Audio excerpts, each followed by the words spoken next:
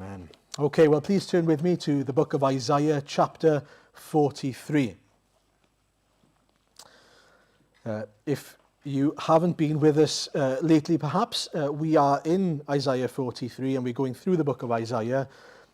Last week, we looked at a portion of 41 and 42, and then in our Bible studies this week in the fellowship groups, we looked at the part that was in between that and the reading this evening, and I'll come back to that in a second. But we are reading from then Isaiah 43, verse 16 onwards. And it'll be on the screen, but it's much better if you have your Bibles in front of you, so you can follow along afterwards as well. We're going to read to 44, verse 15. So, Isaiah 43, verse 16. This is what the Lord says. He who made a way through the sea, a path through the mighty waters, who drew out the chariots and horses, the army and reinforcements together, and they lay there, never to rise again, extinguished, snuffed out like a wick. Forget the former things, do not dwell on the past. See, I am doing a new thing. Now it springs up. Do you not perceive it?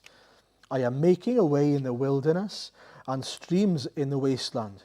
The wild animals honor me, the jackals and the owls, because I provide water in the wilderness and streams in the wasteland, to give drink to my people, my chosen, the people I formed for myself, that they may proclaim my praise.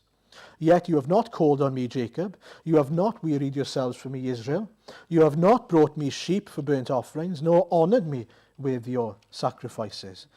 I have not burdened you with grain offerings, nor wearied you with demands for incense.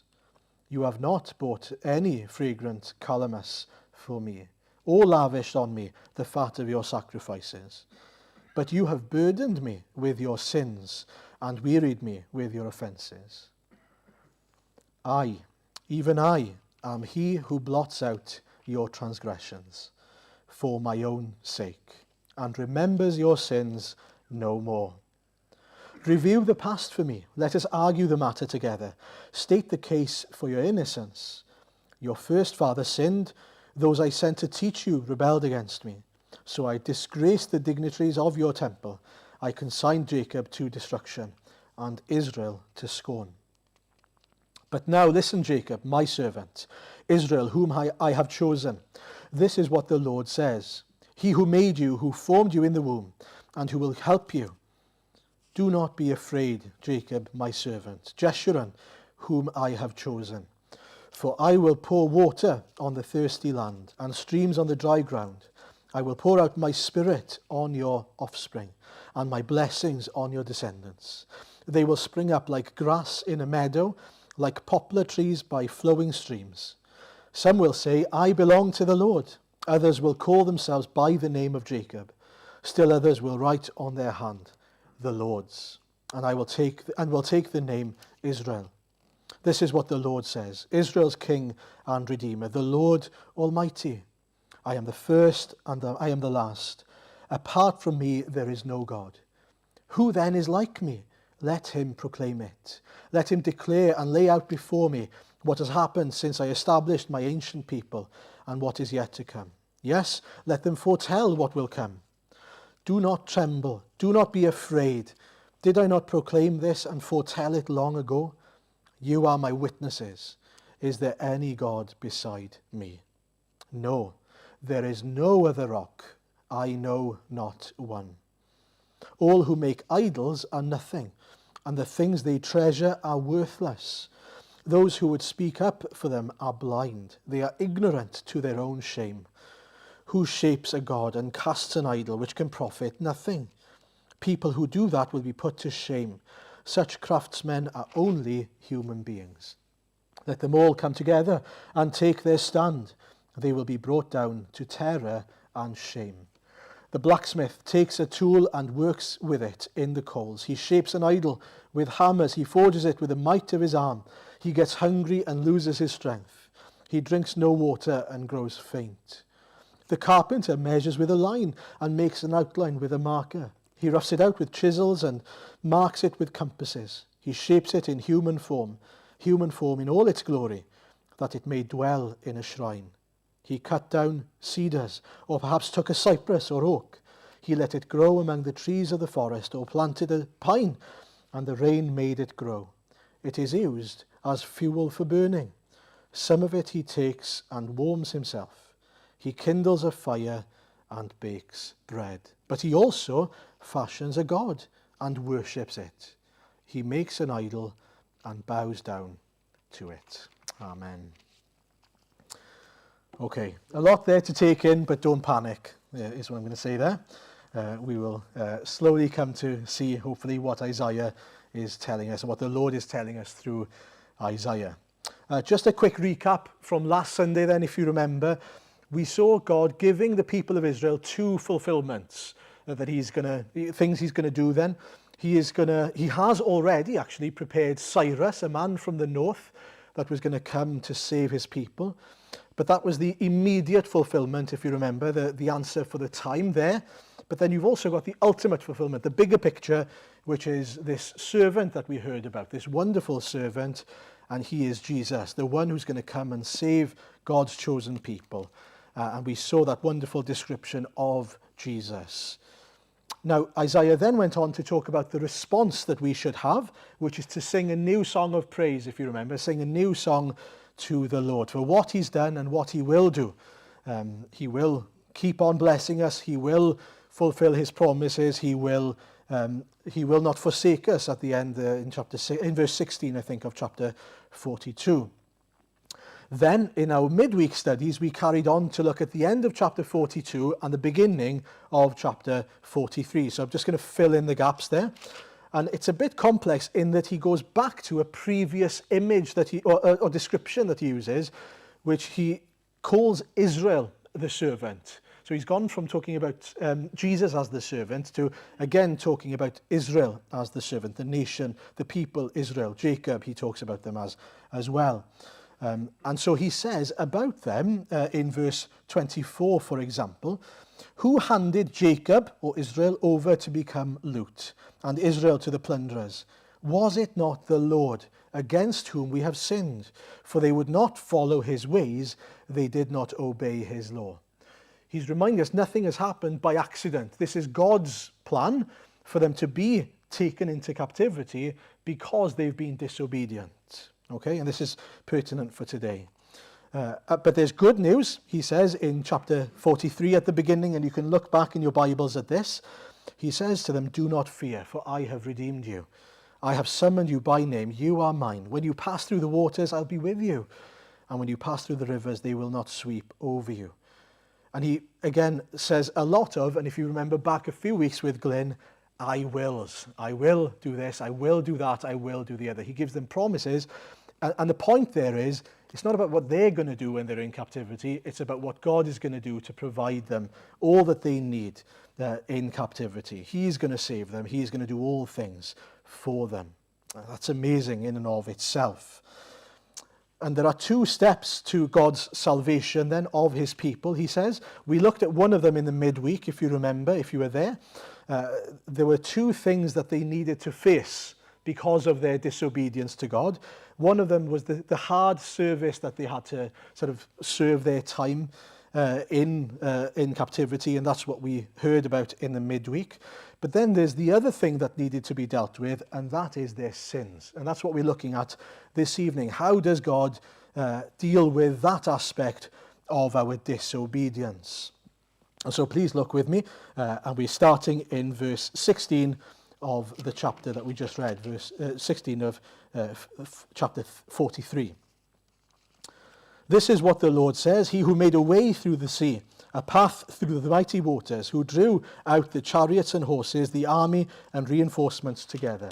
And they lay there never to rise again, extinguished, snuffed out like a wick. Forget the former things. Do not dwell on the past.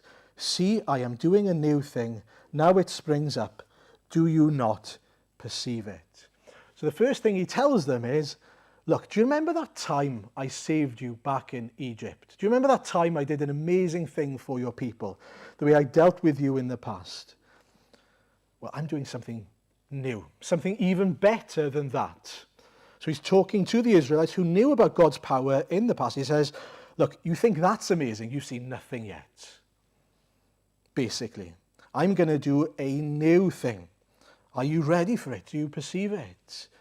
Do you understand that I'm about to do something I've never done before?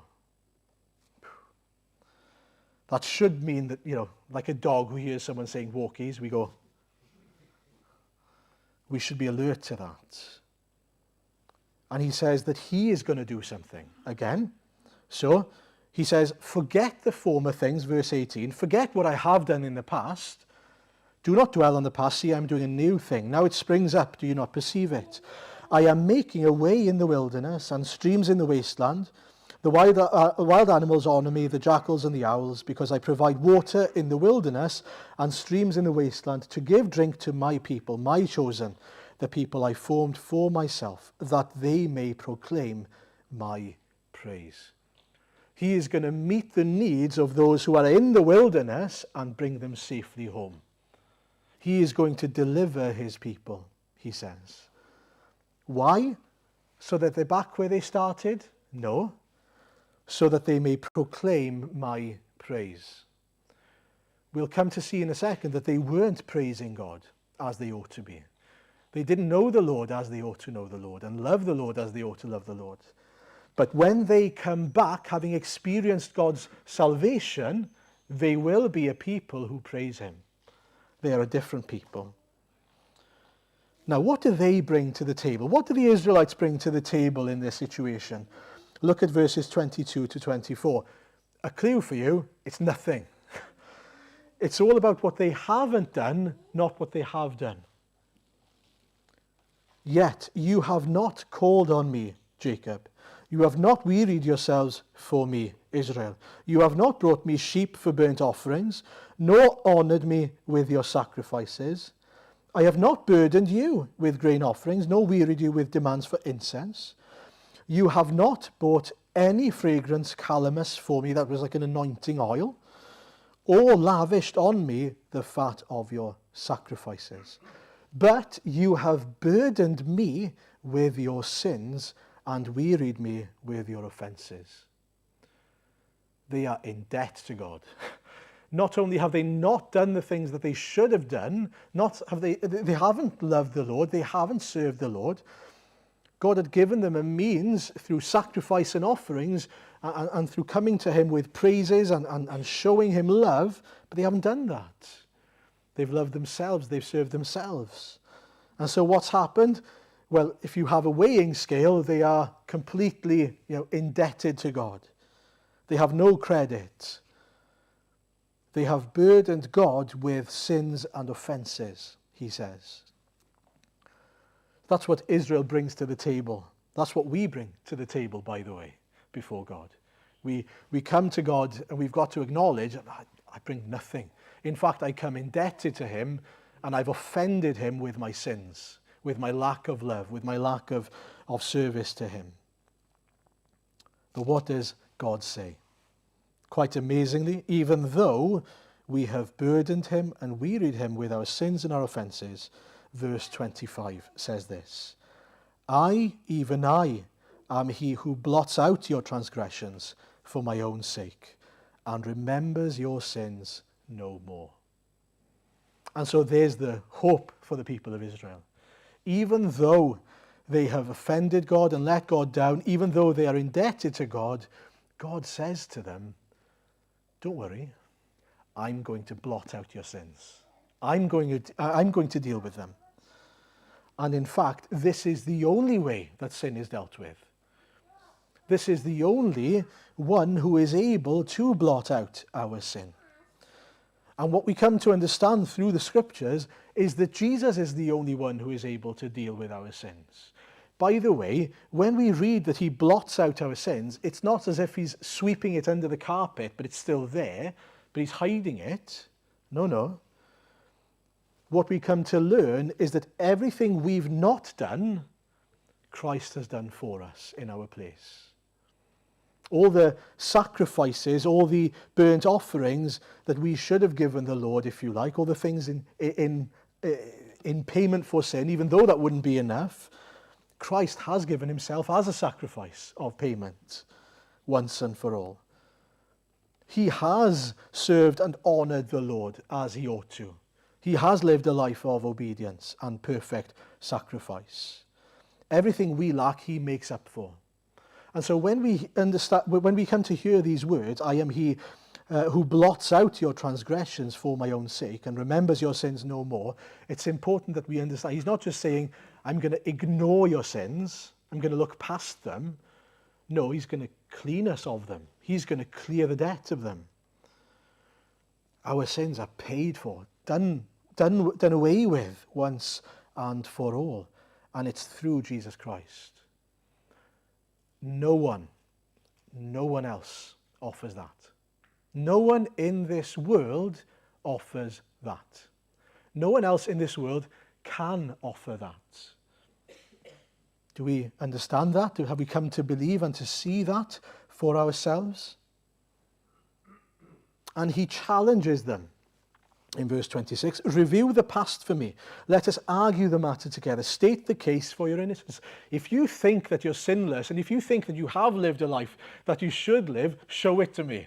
You know, he knows, doesn't he? Of course, and he is right to know that that's not the case at all, that we are not innocent before him. And he goes on to say, your first father sinned, those I sent to teach you rebelled against me. So I disgraced the dignitaries of your temple. I consigned Jacob to destruction and Israel to scorn. Because we've disobeyed him, or because Israel disobeyed him specifically here, they are in the hole that they are in. It's a little bit like when you put your child in a naughty corner so that they understand that they've done something wrong. You know, in a much more serious state then, here, the naughty corner is Babylon. That's why he puts them there. Not to leave them there, but so that they understand that they've done something they shouldn't have done, but then they come to understand God has dealt with it. And if they confess their sinfulness, they are able to come back and be saved. If they trust in God's salvation here, God's promise here, they will be redeemed. They will be saved. But it is important that it's those who trust in the word here that are saved. It's those who are willing to confess their sins, those who are willing to admit their sins. You've got to come and state your case before the Lord. And what we find, isn't it, is I'm not innocent. If you come face to face with the Lord truly in your heart, you will come to see I've fallen so short of his glory. I've not lived the life that I should have lived. And what we come to realize is we are in Babylon, as in we are in a place of sinfulness and separation from God because of our sin. What shall we do? Well, we call out to him. We trust in his salvation. We ask for his salvation. We ask that he would blot out our sin, of course.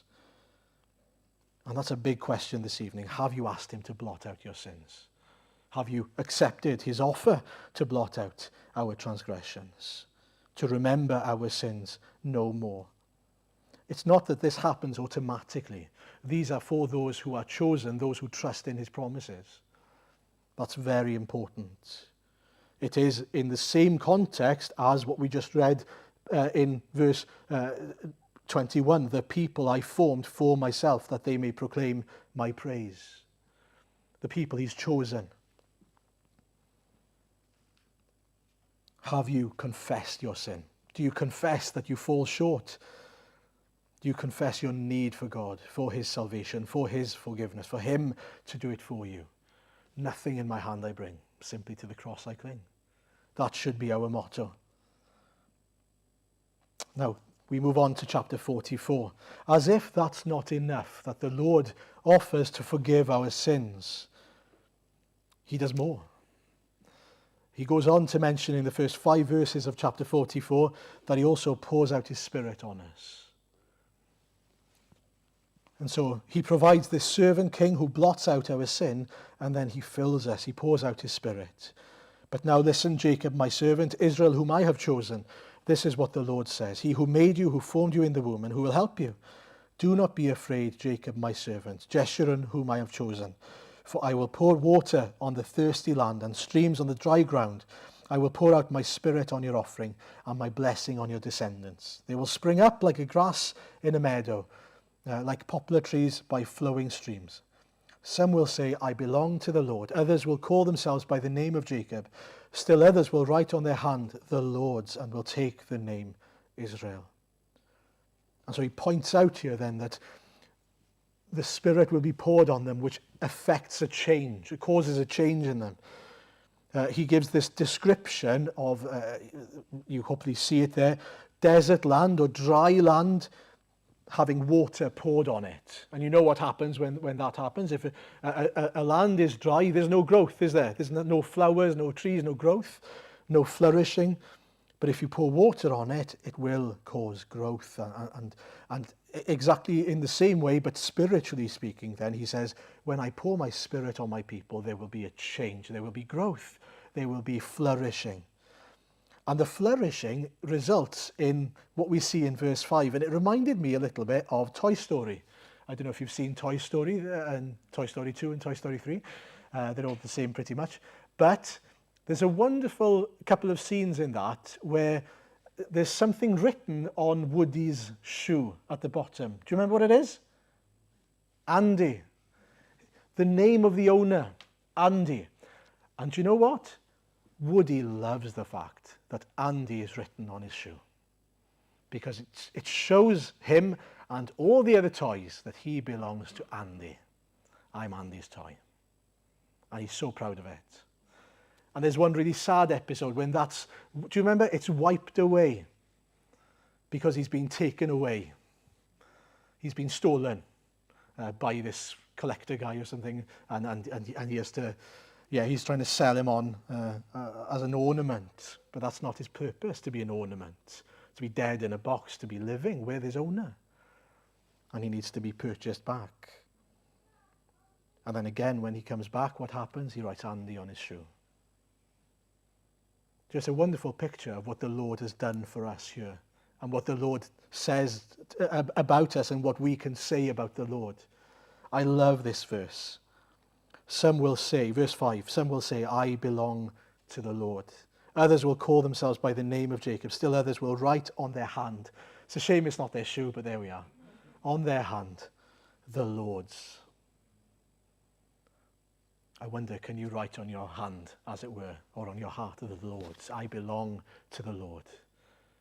And delight in it, because he's bought us. He's bought us by forgiving our sins and poured his Spirit on us.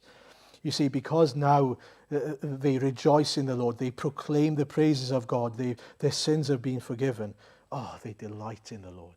They've experienced something they've never experienced before, God's redemption.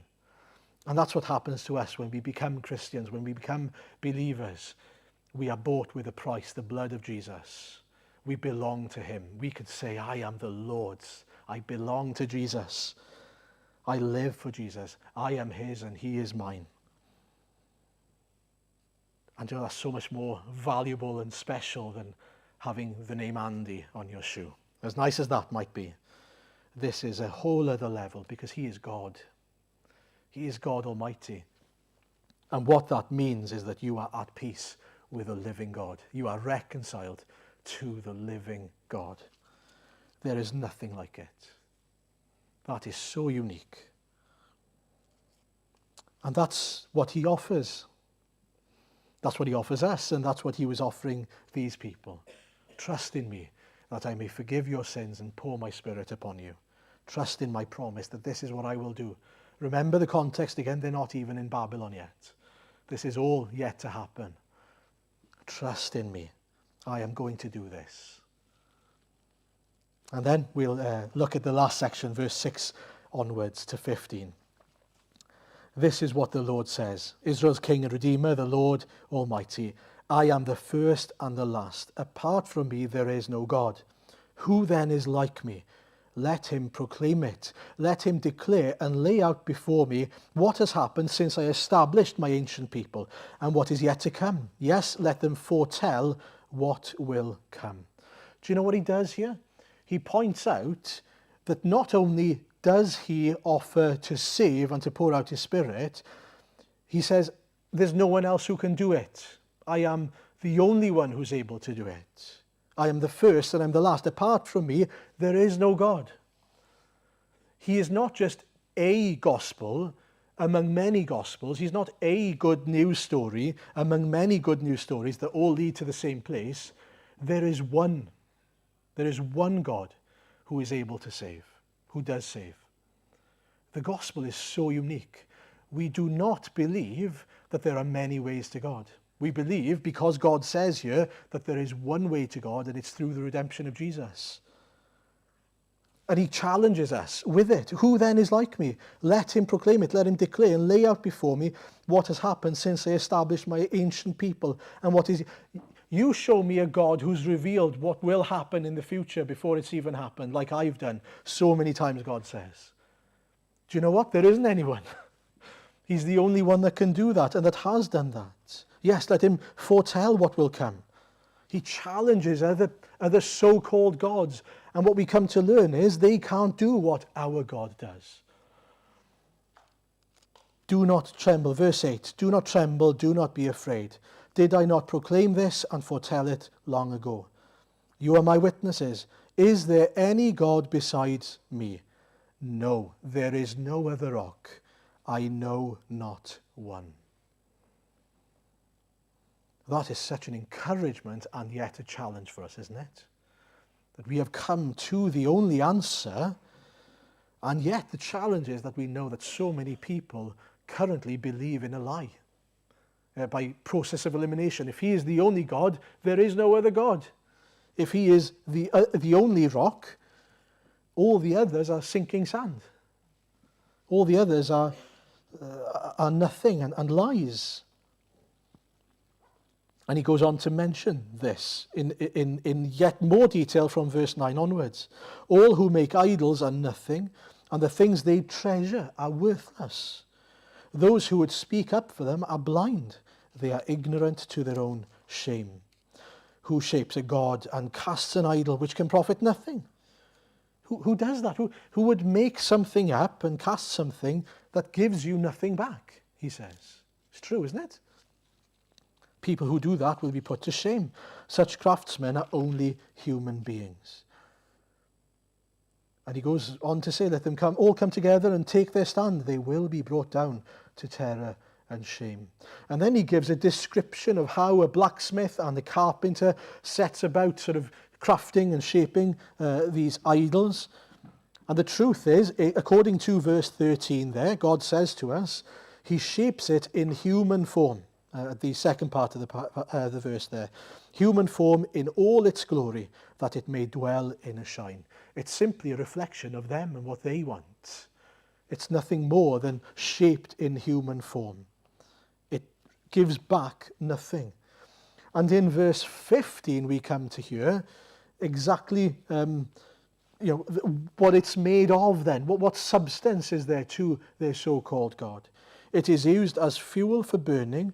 Some of it he takes and warms himself. He kindles a fire and bakes bread. But he also fashions a god and worships it. He makes an idol and bows down to it. What he's saying there is the same stuff that you use to burn and to heat yourself with is the same type of substance that you worship. It makes no sense. And it doesn't make any sense, of course. It doesn't give you anything that the Lord gives you. It cannot reconcile you to God. It cannot give you peace. It cannot deal with your sins. That's the ultimate truth here. And the big point there is that this is not just a plan among many plans. This is God's plan to save his people. This is the only answer. He's making it crystal clear he is the only God. There is no other rock. He challenges them. Who is there like me? Now, back then, there were lots of idol worship and people making images of wood and metal and so on, and calling on these so-called gods. And the big problem obviously is that they can't do anything for you. The only thing they do is give you what you want in the moment. And what I mean by that is what Paul goes on to talk about in Romans 1. What we tend to do as people, because of our sinful nature, is that we, rather than worship God, we worship the things that God has given us. We make more of the things that we have rather than the one who's given them to us. And this is how Paul puts it then. Romans 1, verse 21 to 25. For although they knew God, they neither glorified him as God, nor gave thanks to him. But their thinking became futile, and their foolish hearts were darkened. Although they claimed to be wise, they became fools, and exchanged the glory of the immortal God for images made to look like a mortal human being, and birds and animals and reptiles. Therefore God gave them over in the sinful desires of their hearts to sexual impurity for the degrading of their bodies with one another. They exchanged the truth about God for a lie, and worshipped and served created things rather than the Creator, who is forever praised. Do you see the point he's making? People, and we can be one of them, we can, rather than serve the God who created us and created all things, we can hone in on and love and worship and idolize things that God has created. And we might think, oh, of course I wouldn't do that. That's exactly what family is. That's exactly what your work might be. Money, all these things people can worship. Created things rather than the Creator.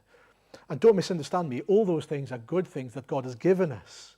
They are God's creation, they are good. The problem becomes that we take those things that are good and we worship them. We can worship our family, we can worship our jobs, we can worship our status, we can worship money, we can live for those things rather than living for God, who's the one who gave us those things in the first place. Those things are not made to be at the center of our lives. And so it's important when we read this that we don't go, yeah, but this isn't really relevant to me because I don't worship a piece of wood in my shed. You know, I haven't made a shrine to Baal or whatever. No, understand what he's saying here. Do you worship your family? Is your family what's at the center of your life? That's a problem if it is. You're making an idol out of something that isn't an idol. It's not to say that we shouldn't love our families, by the way. What it means is God comes first and everything else comes afterwards. And so who is at the center of your life? Who do you live your life for? Is God at the center? As Glenn mentioned a few weeks ago, he hates idolatry. God hates idolatry because it means that you're taking him out of the center and he deserves to be at the center and you're putting something else in his place. That is such a problem. He is worthy to be praised. Nothing else is worthy to be praised. And so, firstly tonight, have you come to see and understand the uniqueness of the gospel? We have one God, one Saviour. There is only one means of salvation. It's through the life and death and the resurrection of Jesus. There is no other rock. Paul, when he's talking to the people in Corinth, in 1 Corinthians 8, I think it is, he's talking with people and there's an argument going on about whether you should eat foods sacrificed to idols, if you remember that passage. So some people were saying, oh, if food has been sacrificed to idols, I'm not going to eat it just in case I somehow ingest something that I shouldn't, if that makes sense. Well, Paul says there, so then, about eating food sacrificed to idols, we know that an idol is nothing at all in the world, and that there is no God but one.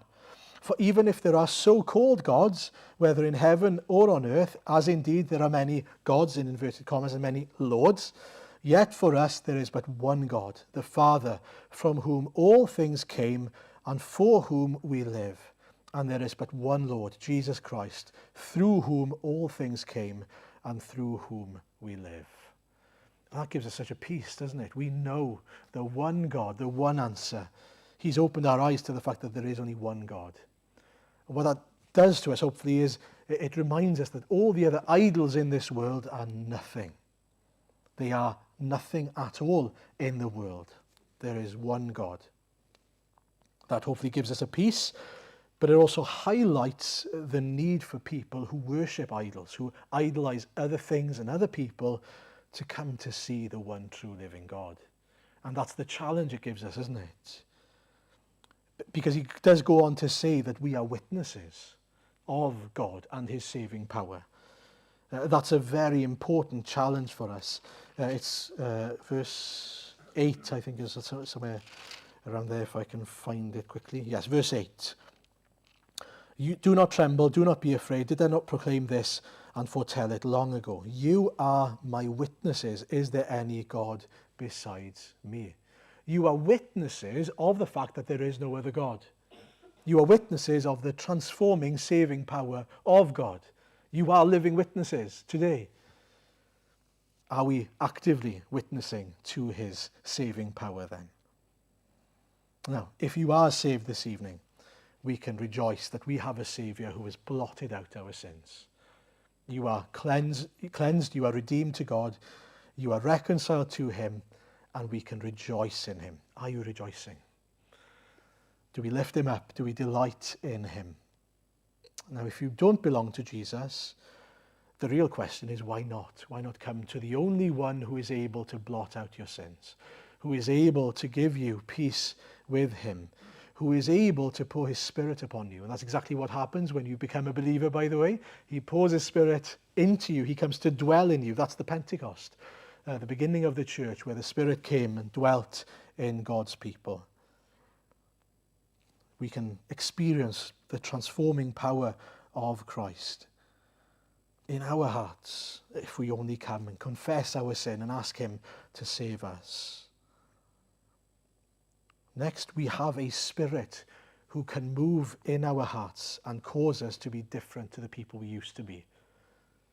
You might be sitting there thinking, even if I am saved, I can't live the life God wants me to live. Wrong. Well, right and wrong. Right in that in your own power, you can't. Spurgeon, a famous pastor and theologian, said this, Charles Spurgeon: without the Spirit of God, we can do nothing.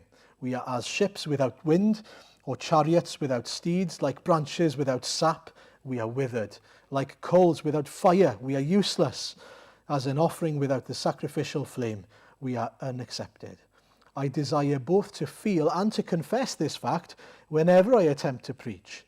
I do not wish to get away from it or conceal it, nor can I, for I am often made to feel it to the deep humbling of my spirit. So there's a sense in which we need to understand, without the Spirit, I can do nothing. I've nothing to offer God. But he's poured out his Spirit on us so that we can be something, so that we can be a people who are witnesses of his, who do declare his praises, who do live for him. And we depend on his Spirit, not on us ourselves then, to do that. I wonder, are we depending on the Spirit? Or are we trying to live life in our own power? And lastly, are you willing to boldly proclaim that there is only one God who can save? This is a problem in our day. We don't like it, but we need to proclaim it. The context of this, as I said, was the Israelites were about to be taken away to Babylon, a land full of idolatry. And it was going to be worse than that, because when they were going to be taken to Babylon, the Babylonians were going to be thinking to themselves that their idols had just answered their prayers in being able to capture the Israelites and bring them to Babylon. So it's like they're rubbing the idols in their faces, if you like. They'll be worshipping them. And they're going to be endeavoring and trying to persuade the Israelites that their idols are better than the God of Israel. But what we have here is a foretelling of the story, the promise of God. This is going to happen. You are going to be taken away, but it's not the end of the story. You are taken away so that you can trust in my salvation, so that I can bring you back to be the people that you should be once I've blotted out your sins. And so challenge for them is, are you going to cling on to me?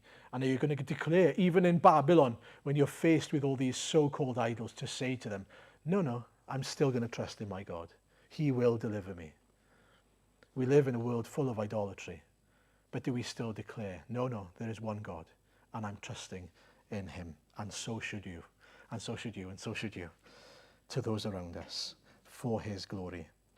Amen.